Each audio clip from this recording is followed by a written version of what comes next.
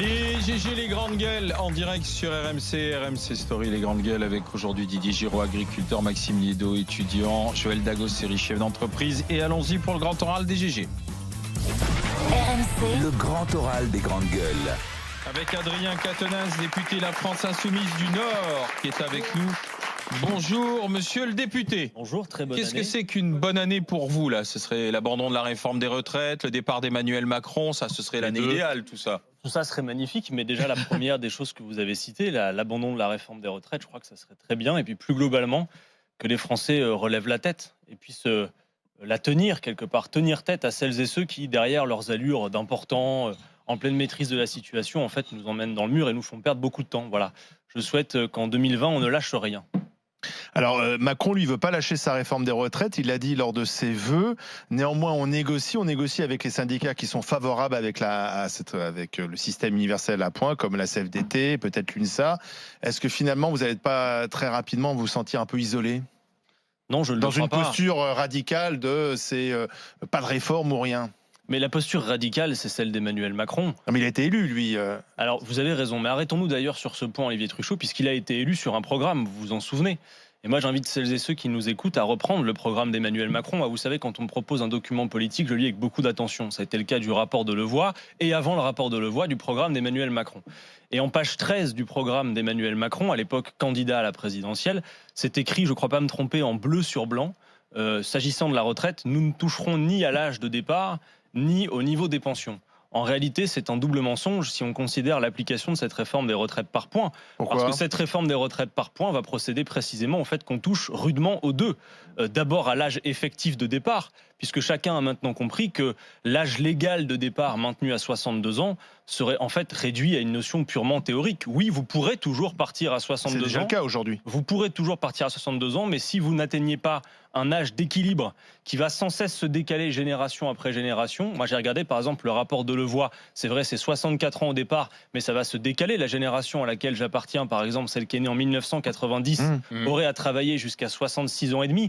Moi, avant d'être parlementaire, j'étais conseiller clientèle sur un plateau téléphonique. J'imagine assez mal mes collègues, à qui je pense à cet instant, décrocher au téléphone du matin au soir jusqu'à 66, 67, 68 ans. Mais ils feront autre chose peut-être dans d'autres professions. J'ai commencé comme ça et puis surtout, vous faites autre chose. Et puis surtout, oui, mais surtout dire une chose, c'est que travailler plus longtemps n'est pas une fatalité. On produit beaucoup plus aujourd'hui qu'on ne produisait avant. Songez qu'un salarié français aujourd'hui, seul, produit 3 fois ce que produisait un salarié français dans les années 70. S'il travaille moins, il produira moins. Vous êtes d'accord avec ça ? Pardon ? Parce que si vous dites un salarié aujourd'hui produit plus qu'avant, mais si vous le faites moins travailler, puisque c'est le programme de la France Insoumise, puisque vous êtes pour la retraite à 60 ans, donc on produira moins. Donc comment vous financez votre système ? Mais non, on ne produira pas moins, puisque si on travaille moins, on a une hausse de la productivité qui fait qu'aujourd'hui... ça n'est pas infini, mais attendez, alors, plusieurs choses. Vous êtes précis, je vais l'être aussi. D'abord, une hausse de la productivité qui fait qu'un salarié français aujourd'hui produit en moyenne 3 fois plus que dans les années 70. Et puis surtout, derrière la question des retraites, il faut bien admettre qu'il y a un angle mort dans le débat. C'est la question de la répartition des richesses produites. Olivier Truchot, le capital seul ne produit pas. Si vous mettez de l'argent dans un coffre et que vous revenez 3 mois plus tard et qu'il n'y a pas eu de travail humain entre les deux, il y a fort à penser qu'en ouvrant le coffre, vous trouverez strictement mais sans capital, la même somme. Il n'y a pas non plus beaucoup de non, mais seul le travail produit, vous devez l'admettre. Oui, mais on a besoin de capital. Oui, mais alors la question qui se pose, la question qui se pose, Olivier Truchot, est bien celle de sa répartition. Moi, je ne vous dis pas qu'il y a autre chose qu'un problème de répartition des richesses. Par exemple, aujourd'hui, pour continuer à comparer ce qui se passait avant avec ce qui se compare aujourd'hui, ce qui se passe aujourd'hui, un salarié français en moyenne dans les années 80 travaillait 9 jours par an. 9 jours par an de votre rémunération, en quelque sorte, de votre production, plus exactement, allait dans la poche des actionnaires. C'est 45 jours en moyenne aujourd'hui. Donc moi, j'interroge, ne peut-on pas poser la question aussi d'une meilleure répartition des richesses, à travers notamment les salaires, qui permet de financer les retraites ? La retraite à 60 ans ? Alors moi, vous savez, Parce que vous êtes pour la retraite à 60 ans. Je suis venu avec un petit cadeau pour vous, Olivier Truchot. Est-ce que vous êtes pour la retraite à 60 ans ? Oui, voilà. Mais je ne me contente pas de dire que je suis pour la retraite à 60 ans. Je vous propose dans ce document, avec mes amis de la France Insoumise, un mode de financement. Il ne s'agit pas de raser gratis, il s'agit d'être crédible, de montrer qu'effectivement... Non, on ne pas. Il y a plusieurs syndicats qui le proposent, il y a le Parti communiste français, il y en a d'autres. Et le Rassemblement national. Non, mais surtout dire une chose, c'est que... mais partout en Europe, vous êtes les seuls à proposer cela, puisque partout en Europe, les gens travaillent plus longtemps. Si vous voulez comparer avec partout en Europe, Olivier Truchot, comparativement à la France, par exemple, le taux de pauvreté des seniors est supérieur. Et la France peut se prévaloir, compte tenu de son système de retraite, la sécurité sociale, qui a permis qu'à chaque fois qu'une proportion plus significative dans la part de la population était une part de seniors, eh bien, on a augmenté la part des richesses consacrées aux retraites. Non, pas au détriment des actifs. Je vous ai expliqué ce qui se fait au détriment des actifs, Olivier Truchot, vraiment, entendez-moi. Ce qui se fait au détriment des actifs, c'est le fait qu'une part considérable de la richesse soit transférée des poches du travail aux poches du capital. Vous ne pouvez pas faire fonctionner une économie parce que moi, je vais vous dire une chose. Depuis ma position et la France insoumise, si nous étions aux manettes, l'économie de ce pays se porterait mieux aussi. Pourquoi ? Parce qu'aujourd'hui, la répartition des bénéfices et de la valeur produite, elle se fait de manière qui fait qu'on ne peut pas relancer une activité, une économie. 67% va au régime financier, aux dividendes, aux actionnaires. 25% seulement, et c'est bien trop peu, va aux investissements productifs pour l'économie réelle. Et 5% seulement pour l'évolution des salaires. Oui, je vous le dis. Dans un monde ouvert, votre programme ferait fuir tout le monde. Pour financer, pour financer la réforme que nous proposons, une retraite à 60 ans, avec aucune pension inférieure au SMIC pour une carrière complète, aucun senior sous le seuil de pauvreté, parce qu'en dessous du seuil de pauvreté, on ne vit pas, on survit. Il ne faut pas faire la révolution, vous savez, pour le financer. Aujourd'hui, il y a 14% du PIB, c'est la part des richesses consacrées aux retraites. Pour financer nos propositions, il faudrait simplement 2 points de plus d'ici à 2040. C'est pas énorme.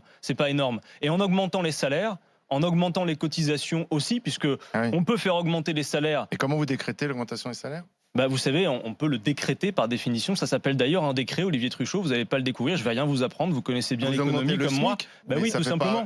Mais alors comment faire, par exemple ? En général, il y a des effets pervers quand vous augmentez. Non, quand vous augmentez le SMIC, il y a surtout un effet qui n'est pas pervers, c'est que si vous augmentez les bas revenus, Olivier Truchot, quand vous augmentez les bas revenus, vous savez où va l'essentiel du revenu supplémentaire ? Est-ce que vous savez quel est l'essentiel du revenu supplémentaire, où il va ? Il va dans la consommation. Moi, je le dis aussi aux commerçants qui ont subi les effets de la grève, parce que la grève, elle est facile pour personne. Ni pour ceux qui la font, pour ceux qui ni pour ceux qui la font, cher monsieur, parce que par exemple, là, c'est un choix. Moi, je viens de croiser pas plus tard que tout à l'heure dans vos studios des syndicalistes qui sont invités, des plateaux, qui nous expliquent qu'effectivement, ils ont perdu un mois de salaire. Alors, je ne sais pas ce que ça suppose pour vous, mais un mois de salaire perdu dans une période de fête, je connais par exemple ce week-end quand je vais chercher mon pain ou quand je vais chercher des huîtres, par exemple, je connais quelqu'un, ça fait déjà 1 an qu'elle a été impactée par les gilets jaunes et qui vient de perdre je ne sais combien de son chiffre d'affaires, alors qu'elle va pas avoir une retraite qui va dépasser d'un commerçant, les 900. C'est ça ? Oui. Eh bien, je dis à ce commerçant, je m'adresse à ce commerçant, et s'il se reconnaît à travers vos mots, je m'adresse à lui ou à elle, je ne sais pas. À elle en l'occurrence. Je m'adresse à elle, comme à tous les commerçants d'ailleurs qui ont eu à subir les effets de la grève jusqu'à maintenant, et je leur dis, messieurs, dames, les commerçants, vous avez intérêt, vous autres commerçants, pour vos affaires, que les retraités de ce pays soient pas précarisés et un bon niveau de retraite. Elle dit qu'elle est justement pour la réforme. Eh bien, moi, je veux dire à cette dame, de député qui quand même vous passez à longueur de temps sur les plateaux à défendre les soi-disant plus précaires, vous les empêchez de bosser. Vous empêchez de bosser le gars qui n'a pas les thunes justement pour aller dans les grandes villes, à Nantes, à Angers, à Paris, et qui bosse ailleurs, qui habite en périphérie, qui ne peut pas aller travailler, qui perd son salaire, des étudiants qui prennent le train justement pour faire quoi ? Du babysitting, qui ne peuvent plus l'aller. Et vous allez également les étudiants qui ont de temps en temps, qui se sont payés des vacances ou qui justement ont pris un job à droite, à gauche ou qui même ont pris des stages pendant les vacances là à la fac pour aller découvrir, pour rentrer dans le monde professionnel, et ça vous les empêchez. Et en tant que député, justifier ça et continuer à encourager une grève qui met des gens dans la précarité, voire qui rajoute de la précarité à une situation précaire, ça m'interpelle énormément et je trouve ça un peu dégueulasse quand même. Vous avez l'occasion de partir en congé, monsieur, parfois ? De temps en temps, ça m'arrive, oui. Il y a beaucoup de salariés d'ailleurs de ce pays qui nous entendent, qui ont la chance de pouvoir partir en congé. Vous savez pourquoi ?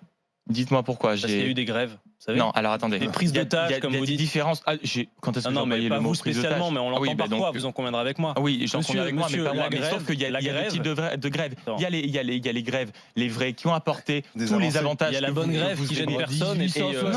Non, pas du tout. Non. Terrible. Laissez-moi. Les gosses sont plus descendus. Laissez-moi finir. Il y a des grèves qui apportent des choses, mais je suis désolé de vous le dire que ce n'est pas la CGT actuellement avec les représentants actuels qui font avancer le pays, bien au contraire, ni votre parti qui a mis en place des avantages.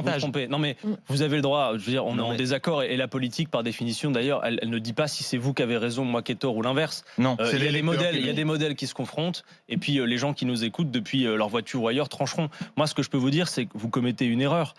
Oui, la grève c'est effectivement un mode légal d'ailleurs, c'est un droit du rapport de force qui existe. Mais ce rapport de force qu'il a voulu, je viens de vous dire à l'instant. Est-ce que vous dormez? Attendez, laissez-moi. Je vous ai écouté avec le plus grand des calmes. Je vous demande juste de faire pareil. Supportez-le un instant. Ce que je veux vous dire, c'est que dans le programme d'Emmanuel Macron, puisque Olivier Truchot m'opposait le fait qu'Emmanuel Macron était légitime pour faire ça, il a pris un engagement terre sur table devant les Français. Il a dit on ne touchera pas à l'âge de départ ni au niveau des pensions. La réalité, c'est que le système par points, c'est la retraite tombola qui fait que vous connaissez le ticket d'entrée.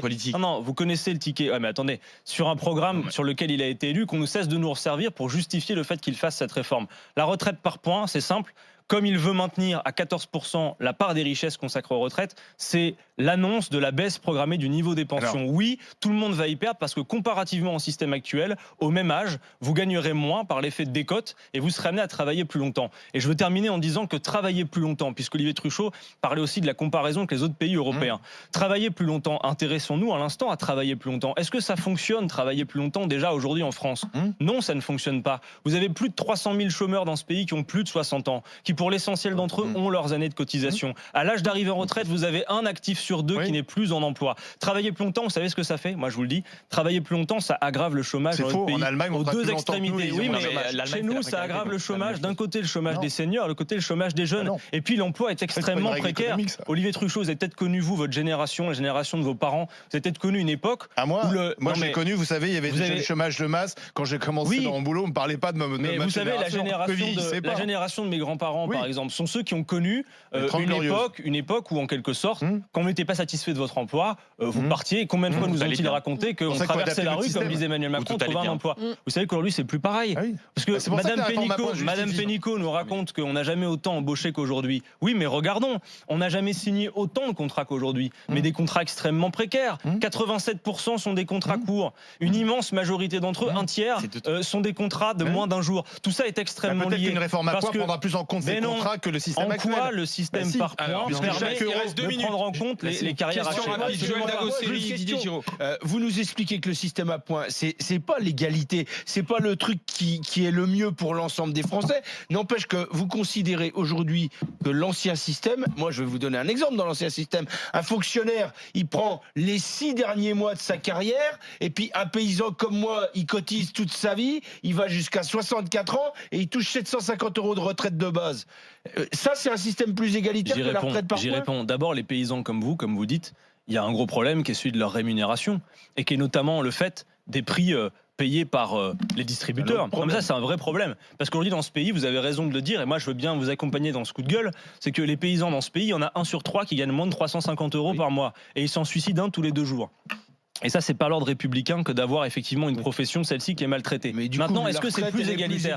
Non, mais attendez. Aujourd'hui, vous avez raison.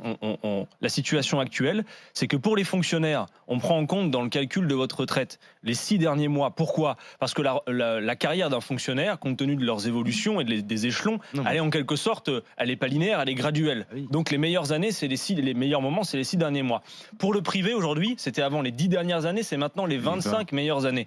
Ça, justement, ça prend en compte le fait que dans une carrière dans le privé, il peut y avoir des moments difficiles, des moments où vous sortez de l'emploi. Et donc, en prenant les 25 meilleures années, ça vous pénalise, ça amortit, disons, la pénalité. Si vous faites ce que s'apprête à faire Monsieur Macron, c'est-à-dire considérer toute votre carrière, l'ensemble de votre carrière, mais par définition, ça ne va faire que des perdants. Tout le monde le comprend. Mais si aujourd'hui on prend les 6 derniers mois, les 25 meilleures années, si on calcule toute votre carrière, faites-moi la démonstration du contraire. Dans un contexte d'emploi précaire comme celui que je viens de décrire, ça sera automatique. Vous parlez pas de... Attendez, Joël Dagosseri. Joël Dagosseri, question. Je voudrais revenir sur votre financement de la retraite à 60 ans. Oui. En tant que salarié du privé, bien sûr, j'aimerais partir à 60 ans et être certain que le système par répartition tiendrait la route. C'est pas comment on fait. C'est que moi, j'ai l'impression que vous parlez comme si, en fait, on était sur une île. Mais quand vous allez augmenter les salaires, parce que vous parliez d'augmenter les salaires, obliger les entreprises à augmenter par décret, mais qu'est-ce qui empêcherait l'entreprise d'aller en Irlande, je sais pas moi, en Angleterre, en Espagne, au Portugal, voilà, et de se dire Quatennens, il augmente les salaires, mais moi je vais aller voir du côté de je ne sais pas de l'autre dirigeant parce que lui il n'augmente pas les salaires. Qu'est-ce qui nous empêche? Alors 30 secondes, Adrien. Plusieurs choses. D'abord, à l'aune des grands défis qui nous font face, je pense au changement climatique et à tout le reste, je ne crois pas effectivement que la cupidité puisse être le moteur de tout et de tout modèle. Première chose. Et puis par ailleurs, il y a beaucoup d'activités qui n'est pas délocalisables aussi. Songez-y. Il y en a beaucoup qui vont menacer de partir, mais en réalité qui ne le pourraient pas. Mais quand bien même, songez que si on relance l'activité et l'emploi, notamment par les salaires. À l'instant, je vous ai dit, si vous augmentez les revenus des bas revenus, vous améliorez aussi la consommation. Les gens consomment davantage, surtout consomment mieux. Peut-être, parlons des paysans, s'alimentent mieux, permettent du coup que nos paysans soient moins précarisés aussi. Bref, tout ça est vertueux pour le modèle. Songez que augmenter les salaires, par exemple, de seulement 1%, c'est 2,5 milliards de cotisations en plus dans les caisses. Parce que vous savez, quand on nous parle de déficit, en réalité, d'abord, il n'y a pas péril dans la demeure immédiatement, mais souvent le déficit, il est construit par les exonérations de cotisations sociales et fiscales. On creuse un trou dans la caisse et après on dit « Ah, regardez, il y a un trou » et donc on vient le combler. La réalité, c'est qu'il y a une concurrence, par exemple, fiscale entre les États européens. C'est ça la réalité. Donc, moi, je veux Mais il faut que la chaîne rompe quelque part parce qu'on a plus intelligent à faire que d'obtenir cette austérité budgétaire. Il faudrait qu'à côté de nous, voilà, évidemment. Mais juste pour terminer, parce qu'on est à l'aube d'une nouvelle année. Est-ce que ce ne serait pas plus enthousiasmant pour un pays comme le nôtre, sur lequel une chape de plomb est maintenant déposée? Mais justement, je veux dire, vous savez quoi, Olivier Truchot, avec nous, ça réformerait beaucoup. Parce que ce que je vous ai présenté là. Monsieur Quatennens, attendez 2 ans et demi. Non, bien sûr, mais vous savez, moi, je continue d'expliciter mes arguments. C'est pas parce que Macron a gagné que je vais fermer mon clapet pour autant. Donc là, il y a un contre-projet qui, même si vous n'êtes pas d'accord avec lui, est finançable. Et sans que ça soit le gauchisme échevelé qui parle. Mais surtout, dire une chose, c'est que l'égalité salariale entre les femmes et les hommes, par exemple, je pense que tout le monde sera d'accord autour de cette table pour dire que c'est une nécessité. Eh bien, les cotisations supplémentaires qui en résulteraient permettraient notamment à court terme de régler le financement des retraites. Merci. On peut faire autre chose, relever la tête. Tout ce qui vous est proposé n'est pas une fatalité, même si ce sont des gens en costume cravate qui ont l'air tout à fait raisonnables qui vous le proposent. Merci Adrien Quatennens. Merci à vous et bonne année. Bonne année.